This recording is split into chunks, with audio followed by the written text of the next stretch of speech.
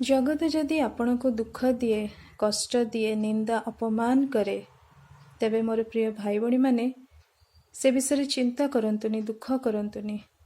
कारण जड़े प्रेमकारी अच्छे जी आपण को गुप्तरे बहुत प्रेम करती, जी कि आपण को पाई निजर स्वर्गीय सिंहासन को छाड़ी कृष्य मृत्युभोग को आपणाइले, जी कि अनेक अपमान सहिले, परिहास सहिले केवल आपण पिता। जेहेतु ताहांक वाक्य लेखा अछि, जगत तुमान को घृणा करने पूर्वर से जे मते घृणा करियछि।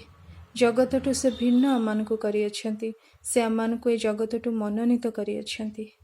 हेतु मोर प्रिय भाई भणी माने कौन से विषय चिंता करंतुनी। जदि कौन सी मनुष्य आपण हृदय को आघात दौची, से विषय भूली जातु। मन रखु गोटे विषय, से क्रूस को अनातु, जो क्रूसरे से आपण निजर प्राण देइछंती।